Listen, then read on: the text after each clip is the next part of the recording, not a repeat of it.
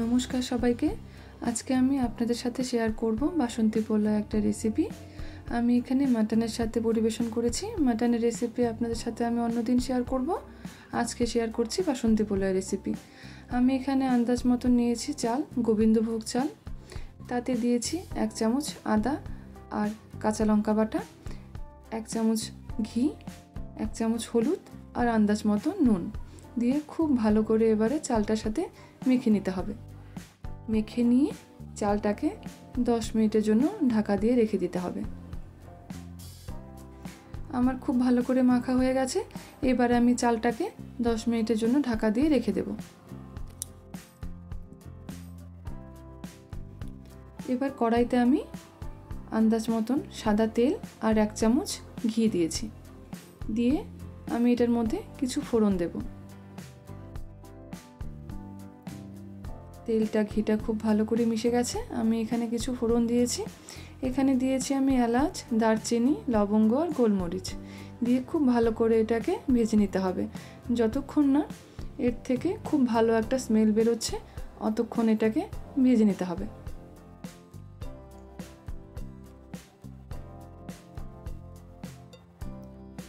আমি এখানে 1 মুঠো কাজু বাদাম দিয়েছি। দিয়ে এটাকে খুব ভালো করে ভেজে নেব। ভাজা হয়ে গেলে আমি এখানে দিয়ে দিব মেখে রাখা চালটা। আমি এখানে চালটা দিয়েছি। দিয়ে খুব ভালো করে এবার চালটা ভেজে নিতে হবে। চালটা যত ভালো ভাজা হবে পোলাওটা তত ভালো হবে।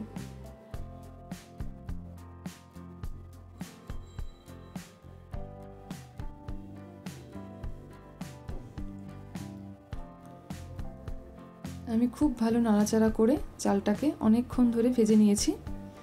এবারে আমি এখানে আন্দাজ মতন দিয়ে দেব জল। আমি এখানে আন্দাজ মতন জল নিয়েছি। তাতে দিয়েছি 1 চামচ মৌরি। মৌরিটা অবশ্যই দেবেন, তাতে পোলাওয়ের সেন্টটা খুব সুন্দর হবে, খেতেও ভীষণ ভালো হবে। আপনারা জলটা খুব বুঝে দেবেন। যদি 1 কাপ চাল নেন তাহলে 2 কাপ জল নেবেন। এভাবে আপনারা জলটা মেপে দেবেন। আমার জলটা খুব ভালো করে ফোটা হয়ে গেছে। এবার সেই জলটা ভালো করে ছেঁকে আমি চালটার মধ্যে দিয়ে দেব। এবার চালটা আর জলটা খুব ভালো করে মিশিয়ে নিতে হবে। চালটা আর জলটা খুব ভালো করে মেশা হয়ে গেলে গ্যাসের ফ্লেমটাকে একদম হাইতে রেখে 10 মিনিট ফুটিয়ে নিতে হবে। আবারও বলছি, গ্যাসের ফ্লেমটাকে একদম হাইতে রেখে 10 মিনিট এটাকে ফুটিয়ে নেবেন। 10 মিনিট ফোটা হয়ে গেলে গ্যাসের ফ্লেমটাকে একদম লোতে করে ঢাকা দিয়ে আরও 10 মিনিট ঢাকা দিয়ে রেখে দেবেন।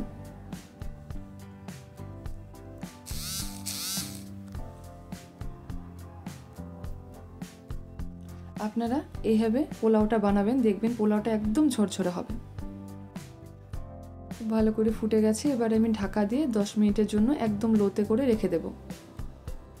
ঢাকনা খুলেছি। খুলে এবারে চালটাকে খুব ভালো করে মিশিয়ে নেব।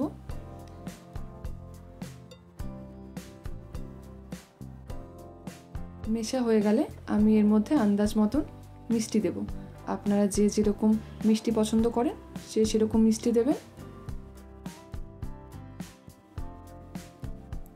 দেখুন চালটা খুব ভালো মেশানো হয়ে গেছে। আমি এর মধ্যে আন্দাজ মতন মিষ্টি দিয়ে দিয়েছি। দিয়ে খুব ভালো করে আবারও মিশিয়ে নিতে হবে।